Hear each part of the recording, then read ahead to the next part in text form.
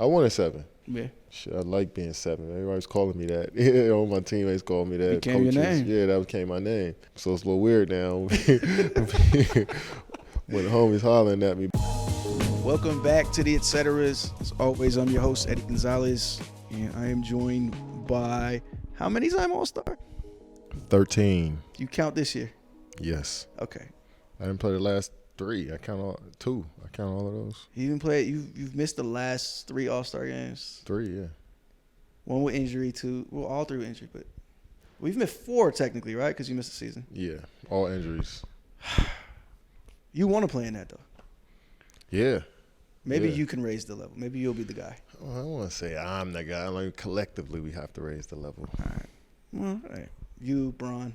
Bron will still be here. Like He's gonna get 23 All-Star games. Let's talk about Bronny real quick. We talked about it before. Yeah. Top 10 pick. You see this?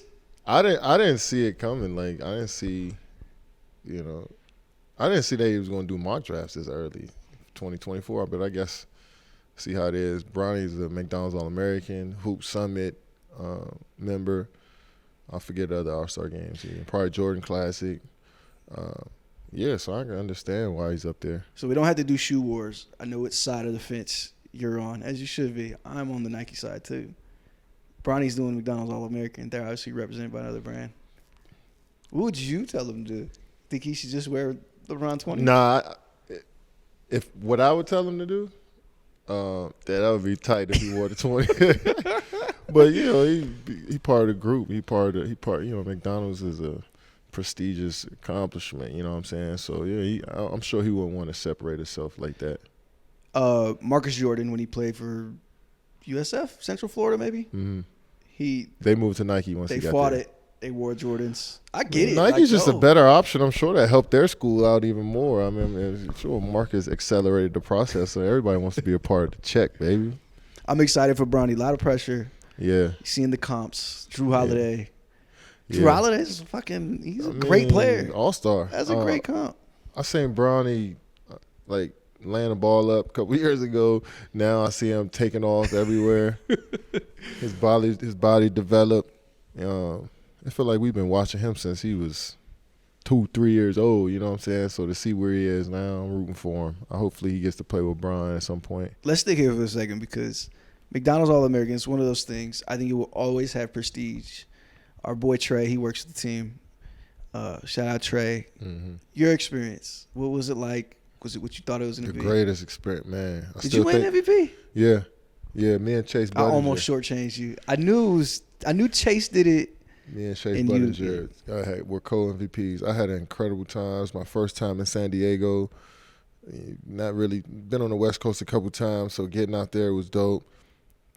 Mingling with all the guys you go to war with, you hoop against the whole summer. Damn near your whole high school career. You see all these guys that you've been building relationships with. You get to hang out with them and see a different side of them. You know what I'm saying? It's like perfect because your school almost ending. Like your season's over with, you can kind of just chill and relax, and then the All-Star game start to hit, and then boom, you right into the summer school, and it's a quick transition with all that stuff, but it's so much fun. I want to relive that again every chance I get to, watch the game. I try to, but to know the kids that go through that experience and that journey, man, it's a fun experience. You would want to be a part of it. I want to go. Trey invited me, so I think I'm gonna try. I think it's in Houston. It's in Houston this year, right? Yeah. Okay. And then March Madness Final Four is right after that. Yeah. That's a good time and good setup right there. McDonald's is still one of those games that you want to be a part of. There's so much history and tradition in that. It's one of those games that's been around for so long. It's a staple in our game. How locked are you into college? I watched a little bit. You've had some time off. I watched a little bit of college. I watched a little bit of. I was watching a lot of Big East back in New York. Yeah. Watching some Pac-12 stuff now. Yeah, I watched some college. Shane talked me into watching St. John's. Yeah. I'm not a believer because of Shane mostly. I like the Big East though. The Big East is tough. They got a lot of solid teams. What I like about college ball is regional style still exists in college ball. Yeah. And I love that. Yeah. Because the NBA basketball is so samey now. It's so similar. Yeah. But now you get like these rugged Big East teams. You know what I mean? You get these fast Pac-12 teams. Yeah, then you get the Midwest rugged, cruel, inside out guy. Yeah, I see that, and that's what I love about the game too. Outside of the fact that it's still two halves, like that sucks to me. I was just talking with Randy in here yesterday. I think I enjoyed the women's college game better. I said that when I talked with Sabrina on the show. And some of the rule changes are a big reason why. They play quarters, they shorter shot clock, all that stuff. Like that stuff matters. It makes the flow of the game better. You know, you're just playing just 1 20-minute period. It's like it's hard to gauge a game at that way in my opinion. But there's still some amazing talent in college right now. I think with so many different routes, the OTs, the going overseas, the guys going to Australia, all of that stuff is cool. But still going to college, I feel like that's a great route because it's still on a big stage. You still got to show who you are on that big stage, and the tournament is still a huge thing. I think we're going to see Bronny in college taking it back to him. I'm excited to see that. I would love to see Bronny in college instead of going the other route. Yeah, Ignite. disappearing for a year. Yeah, disappearing basically. That's really what it is. I want to see Bronny. I want to be in real time, see what he's doing, and follow his journey. So yeah, 'cause when you go to OT and Ignite and you just go away for a year. My completely uneducated guess is USC. Stay home, bro. Stay home, bro. That's what my guess was too. It was at USC, Oregon, and Duke. Yeah. It's gonna obviously be easier for Bron to catch the games if he at USC. Yeah. I'm wondering. Oregon, he can shoot out too, but it'd be way more convenient in LA. Yeah, now I'm wondering about the Lakers' schedule for McDonald's. You have to miss a game to go see your son play McDonald's. You think he'll miss a game? If they're in the playoff chase, like that's the whole thing. I personally would. I've missed many events to watch my son play like 9U. So the McDonald's All-American, I didn't think about that. That would be something you want. I mean, that's the only chance your son you want to be there for that. All right, I want to talk some music with you because there's an artist that I know that you like. You've been preaching him to me for some time. I kind of get it, but I don't always get it. Lil Yachty. You've been telling me about Yachty, like Yachty was still the Broccoli guy to me, and you're like, nah, he's killing it. He did the Detroit tape, which I really liked. I knew you would like that one. But that's me, like I like Detroit shit. But he's got this new album. You like it. You've been playing it. I've been hearing it. It's different, yeah. It's like alternative. Yeah. I like alternative music. I feel like I'm still too ignorant. Like I just like rap and R&B, and I'm unapologetic about it. This is the music I grew up. So you don't like other genres of music? There's sometimes I do, but you rather hear rap. Yeah. And you were expecting him to rap? No, I don't expect him to do anything. What I don't like is when artists do the genre turn and then like treat rap hip hop like it's like the scum of the earth. I agree. That I don't like. Yeah. And I'm not saying he did that. But this whole theory of like, yo, I really wanted to get in my artistry bag, so I made this alt rock album. I think hip hop is just as complicated and difficult to do. And he's a producer; he does all kind of shit. Yeah, I get that, but I feel like Yachty been trying shit since he got in.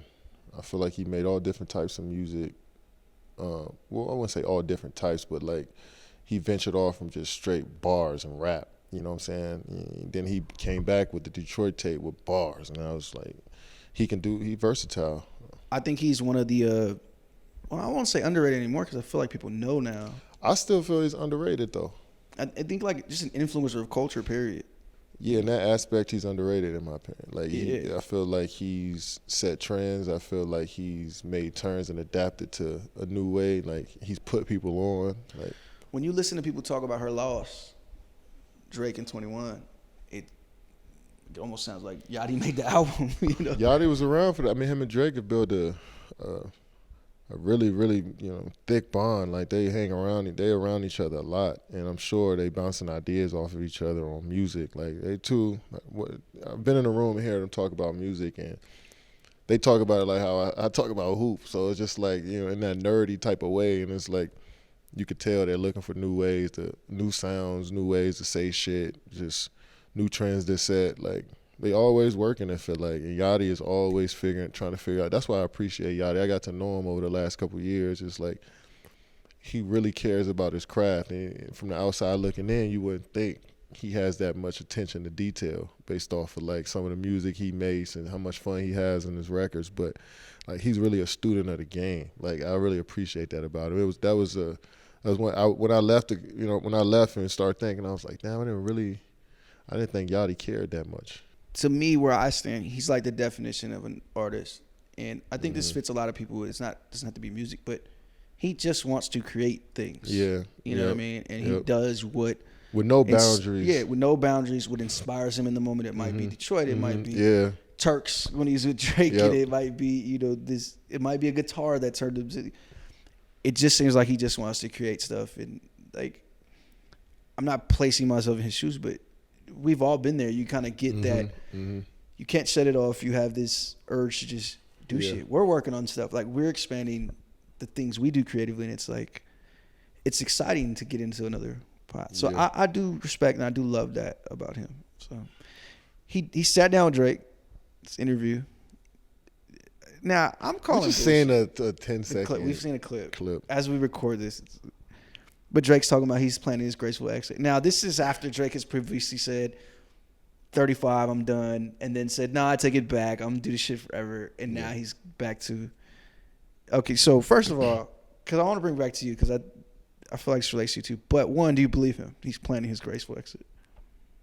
I believe he's thought about it, but I don't believe he's planning it. I believe he's like as a thought about an exit, but I don't believe he's like sitting down like, all right, that's what it looks like. As a fan of him, I don't think he can quit. He doesn't seem like he can shut this shit off. And then just the conversations I've had with people, it's like, this is really all we do. He's so locked in. He loves this shit. Yeah. He said in the interview with Elliot, which I love, he's living rap life. The other guys weren't living rap life. I think one, it was a little bit of a shot, but two, it was true. I think he loves that shit. I think it's simple. I just really think he loves that shit. I think he loves making music, and I think he loves just hanging out, chilling, building relationships and bonds with people all over the world, and trying to gain inspiration to make more music. Like I just think he enjoys that shit, living a rap life. Like, and I feel like he still has the stamina to do it, and I don't see him stopping anytime soon. So I thought maybe it's a dad thing. He wants to do Adonis stuff. But I watch him include Adonis and all the other things he does. Like, he's just more likely to give him a computer. And I do think, I mean, just like anybody, as your kids get older, I'm sure you want to be more and more involved. And I'm sure that may take away some of what we had now from Drake. But I don't think he'll stop, figuring out new sounds and new bars and, trying to be great at this shit, continue to be great at this shit. So, yeah, I mean, but he'll slow down as time goes on, I think. He's done everything. So that part I kind of understand. I could get him sitting there. He doesn't submit his songs to the Grammys no more. He's got whatever beef that is with the Grammys. He doesn't seem all that bothered or into sales anymore. Didn't he win a Grammy this year? He won with Future, but he didn't submit Her Loss. He didn't submit, none of his songs. Mm-hmm. He didn't submit it. Future did. I could get him sitting there like, what left is there to do? Like he's rapped about that before. Yeah. That could be thoughts in idle time, but when he in it, I'm sure when he outside and he hearing shit ring off still, I'm sure it's like, all right, I got more of those in the tuck. So do you get there? Do you look at your career and go, what's it look like when I finish this? Yeah, because we gonna almost have like a shelf life. Yeah, so we can kind of see the end a little bit more, as opposed to somebody like Drake. But yeah, you think about it as time goes on and the years stack up. But I try to stay in the moment and realize, like I said, in idle time I might think about it. But when I get out there and run with the youngins, I'm like, shit, I can still run. I feel good out here, So yeah, but as you get older, that's a thought. It feels really far away. You know what I mean? Like you said, there is a little bit of. It's different for music. You can rap forever if you want. Jay's probably still making songs we just don't know about. I think, to me, that's like the last thing for Drake. Like, he probably wants people to just believe he's better than Jay. I don't think he's concerned with that. Really? I truly don't. I just feel like he's competitive. Maybe I'm I might be off on that, but I don't think he is. I just think he's about showing up every day and just applying pressure, being dominant every day, to the point where it's like you can't deny anything or say anything about what Drake can't do. Like, you'll look stupid saying what he can't do or what he hasn't done. So more so than trying to prove he's better than somebody, I just think he's just trying to assert his dominance. They're like, what's a month or 2 months? We'll set a song. It's like, Jay can't do this. And then you'll send one right back, or I'll send one right back. It's like, can Drake do this? And yeah, it is those two guys to us. To us, it's those two guys. It's like with nobody else in that category with me, in my opinion. I mean, I love the other artists, but like those two, they've done so much for the game in general. I'm pissed at Drake for blowing up Defective Garments. It's like, was once a small clothing brand that I found on Instagram, and now I'll never get another art. That's how it goes. Thanks a lot, Drake. So, all right, what else is going on? SZA's on tour. You're gonna miss it. I'm gonna see it. I'm excited. It's she just said she put out a deluxe album, 10 songs. She put out 10 new songs. She's put out 10 new songs. Yeah, she was away for a while, so she's trying to. Thank you. Yeah, stock us up. Time missed. I appreciate it. We need those. All right, I want to talk about one basketball-related thing. You gave up your number, went back to your old number. 35 obviously has significance you've spoken about many times. 7 is retired. I feel like you could have got it from KJ. I feel like you would have. I wouldn't even want it from KJ. It's up there already. Respect that. So was it just as simple as? That's it. Yeah. Yeah. I wanted 7. Yeah. I wanted to keep 7. Shit, I like being 7. Everybody's calling me that. All my teammates called me that. Became your name. Yeah, that became my name. So it's a little weird now when the homies hollering at me. But yeah, I mean, that's the only other number I know. So I had to go to 3-5. All right, I want to be grumpy sports media guy because we've been watching a lot of conversation. We watched Stephen A. Smith do this thing, most pressure on people, and it literally became the conversation of basketball for like 2 days. And and you've been saying this to me for a while, but the media has so much power in the way basketball is consumed and covered. Like, how did we get here? Like, is this a bad thing? Is it a good thing? Like, because you're a constant part of it. Yeah. And I think, like, I say on Running Back all the time, I get shit for being pro player, but I am. But I think in that stage, it's better to be like anti-player. It's way better than getting on TV and saying, KD is great at this, this, and this. It's way better to go, if he loses this year, it's the worst fail of all time, or whatever. And so the list has been long. Stephen A. Smith, Arenas, Chuck, Shaq, everybody. Is this bad? Like, is this bad for the sport? I mean, we understand it's like the suspense sells the product. Like, that's we're entertainment business at the end of the day, and that's how they view it. That's how a lot of people view it. That's how fans look at the game and consume the game. Those are others that see the purity of the game and just the essence of the game. People who played and people who've been a part of it. But to the masses, it's entertainment. It's a storyline. So for the last 6-7 years, that's been my storyline of, does he just put pressure. I don't even know what it means. I guess if I don't live up to your expectations, I'm gonna get slandered, I guess, or talked about heavily, or dissected heavily, or discredited heavily. I mean, I guess that's my reward for not doing what they expect of me. But what really is that? Like, as they gonna cut me, wave me? You know what I'm saying? Like, that's when I should start worrying, to be honest. I mean, that's really when, like, that's when none of that stuff matters, to be honest. And how you consume the game is just what you enjoy. A lot of people look at our game through the eyes of whoever they're listening to, the analyst or whoever they're reading, the writer. They look at the game through that. So that's why media is so powerful. They can capture the mindset and the brain of anybody and make them believe and think what they think. You know what I'm saying? So that's what we get when we get so many outlets and so many sources, That's how I feel. I think it's just an abundance of, like, places to talk. Yeah. And as somebody that's in media, and I just feel like there's different ways to do this, but it is what sells. Yeah, I mean, people like personalities when they turn on the TV or listen to some shit. Their form of entertainment, they like that personality. So now a lot of these media guys have become personalities where they, you know, they speaking on the game in their way. They see it their way. So if I'm a fan of this guy, I'm gonna look at the game the same way he looks at the game, just for the simple fact that I like him. You know, I just like how he talks. I just like who he is. So, you know, and then, but I wish people would form their own opinions on the game from what they see and what they've seen in the past, you know. So, but I would wish for a lot of things, you know what I'm saying? But I understand how the game is consumed now. I think one of the bigger results of this is they call it rings culture. And I don't want to slight rings. I never will downplay rings. The goal is to win a championship. But when we start doing this thing where we're weighing which ones count and we're saying this is a good one, this is a bad one, like every season is unique, every situation is unique.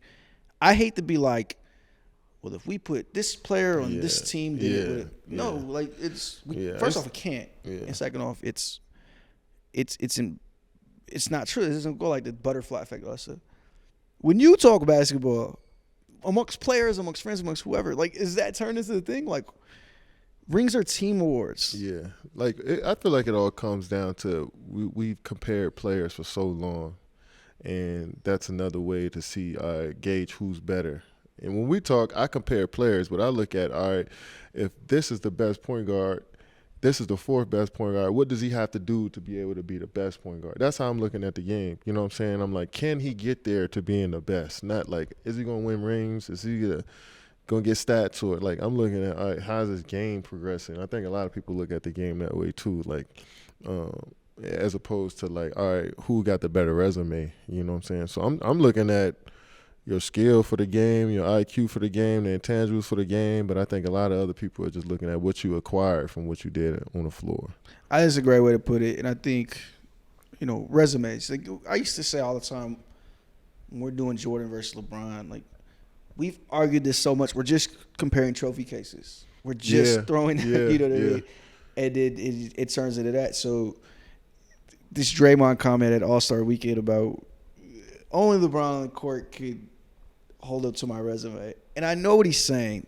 I have 4 titles. He's the only person out here who has 4 titles. I know what he's saying. But you have like a 2-time MVP, Defensive Player of the Year winner, 6-time All-NBA All-NBA MVPs guy. Like, on the floor. You had like all NBAs.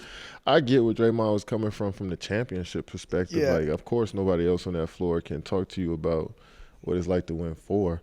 But a lot of these guys can talk to you about what it's like to win an MVP or to be all NBA or to average 30 or, you know what I mean? So, yeah. I do think it's like, for the media that pumped up bus driver, bus rider, and then pump up Draymond saying that it just like in earnest, it's like, it's I mean, the bus driver shit was only pumped up. I don't think that shit's true either, though. I don't.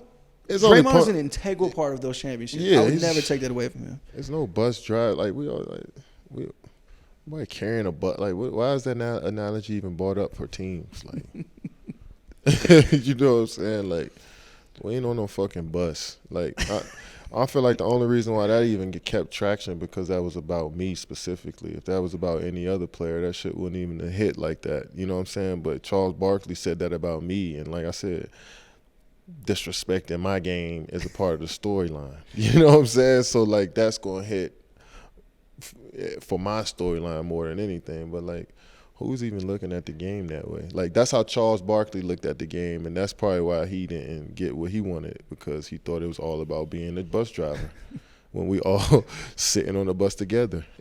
You know what I'm saying? I think it's funny from my vantage point that it's you guys have developed this relationship. That's crazy. And I don't think there's beef. I don't think there's actual beef from either one of you.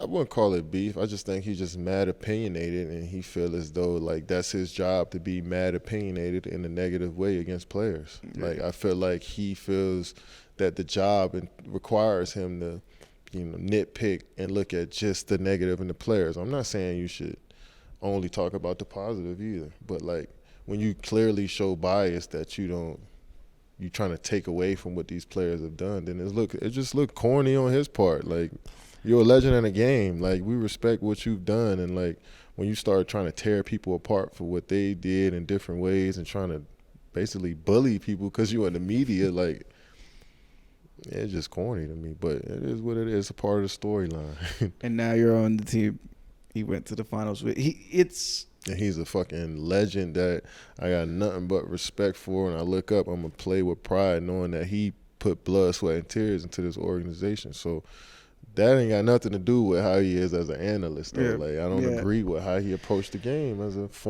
Hall of Famer. And how his game as an analyst, I don't really fuck with your approach. So, like, that's my opinion on you, just like your opinion on us. You told me one time we should do the top 5 media people list. We should. I am gonna put that pool out. The top 5 guys. I think the top 5 because they all are. It's competitive business now, you know. And you should see who the best guys to go follow and watch the game. You know who talks the game the best. In my opinion, I think I should put that list out. I got Jamal Crawford number 1 as of right now. I love what Jamal's doing right now. He's killing it. Great. Does he got a show? That's the only reason why I wouldn't put it. He does have a show. He does the Tuesday nights on TNT. Not a podcast though. Nah, I want Jamal. He should pod, see. Jamal. That's when I throw him. I want him to want him. He got a pod. Jamal, or my guy Maul. Do you think podding is adding to the discussion around sports in general? Just like you saying how people consume the game in a bad way. Do you think pods add to that?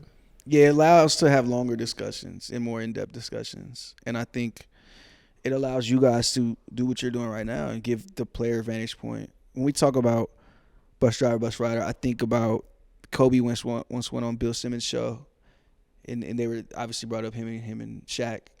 It'll come up for you guys as well, but Kobe was like, we never saw it like that. Yeah. We were a basketball team. Mm-hmm. Like, we both thought we were the best, but like, it was about the basketball team winning. Yeah. And I believe him. As adversarial as him and Shaq had become in different ways. Yeah, they wanted to win for the team. I just think it was competitiveness and just like, they wanted to win. Yeah. You know what I mean? The most famous play of that era of basketball is Kobe passing to Shaq. The lob, yep. And so, like, I think he could have shot that midi. Like, you know what I mean? I agree. And when I talk to more and more players, it's always about the team. Always about the team. Always about how the team wins. Yeah. I think there's a natural pecking order, but it's always about the team. Yeah. You and the media's relationship will always be interesting. I feel like I have a great relationship with the media, though.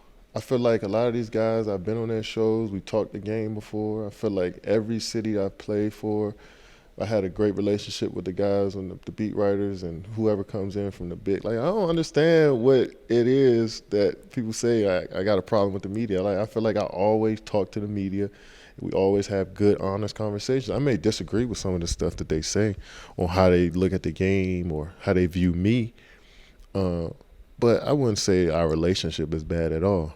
I feel like I deserve more media awards, to be honest. And they would say that I'm one of the best guys to talk to in the league. I mean, I've watched it with the beat guys in Brooklyn. I've watched you, Logan Murdoch, different guys. You've given real time to flesh out stories. Like, I care about that side of it because that's how I learned the game. That's how I followed the game as a kid when it wasn't on TV, when I couldn't catch it on TV. I was looking for anything to, hear about it, to see a different perspective of the game. So I care about that side of it too. So when I can give somebody my input on what I see and hopefully it helps their story, whatever they're doing, then I want to give them that. You know what I'm saying? But I don't want to get to a point where I don't want to have a conversation with y'all because I think you're going to twist and try to use what I say against me. Like, that's what it's gotten to at this point. I think you're also a target because you'll comment back. A lot of guys will let it bounce off. A lot of guys will. But I think that's interaction. That's fan interaction. I think we get told, like, they encourage that in the league, to interact with the fans. Like, and I think I do that more than I've done in the past, and I feel like I've done that shit a lot.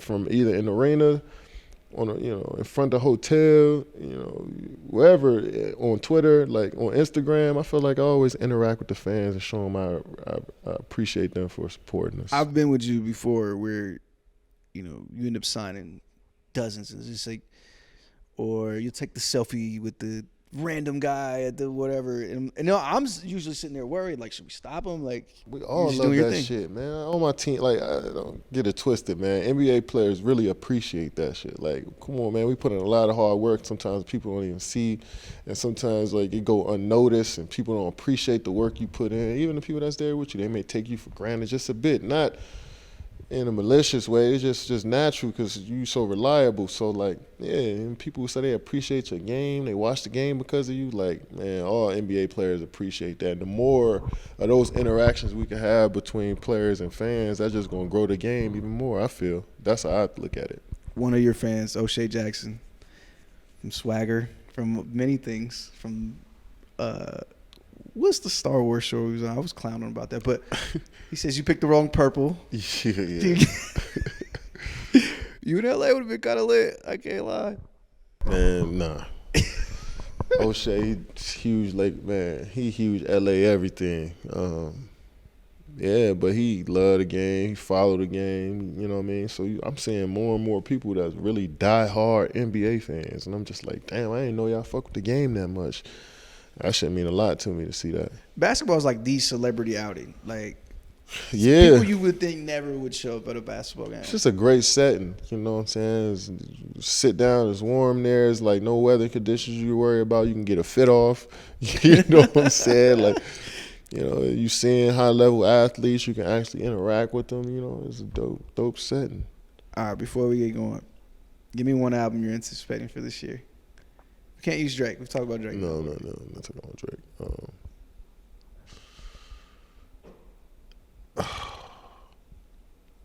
Damn. You got one in mind? Because let me think. I got one. All right, go ahead. We talked about it last year when we did this same thing. We still have not got this album. Travis Scott. Oh, yeah. Have you heard any of this? Don't No. lie. I've heard stories about We'll how edit it. insane it is. No, Same thing. I've heard. I haven't stories. heard it though. I haven't heard it, and I feel like I will soon, but I I want haven't. to say, all the way back to Vegas, when you were doing Team USA and we were out there, he popped up because Kanye was rolling and playing his album too. He popped up and played his album in the studio and had people hit me like, I'd see. I didn't get Travis' that album's fucking amazing. See, yeah, I'm fucking. Because I seen Travis in Utah. And That's why I bring him up at the Boardroom brunch. Yeah, we talked about music. I love Travis, bro. He think about music the same way I think about hoop. Yeah. And so he was telling me like it's fucking like to the point where it's like he didn't want to explain it to me. I just got to come hear it. And I'm like, knowing Travis, I know the sounds are like I can't even comprehend. So I'm looking forward to it. Utopias, right? Is what he's calling it. Yeah, who knows what it ends up being called eventually. Yeah, you're right. But it was just my segue. I wanted to talk about that. I really want to hear this album. I haven't heard it. And you know, I would tell you if I heard something how stupid it is if I heard it. But I know. I didn't hear it, and I want to ask for some songs, but I know for a fact he won't send them. So I might have to catch him in the studio one of these days, and before it come out. But I heard it's fucking. He's telling me that it's fucking insane. The sickest shit he done. Him and Busy, they're part of what we do here, and nice collab event out there. I need one of the water bottles.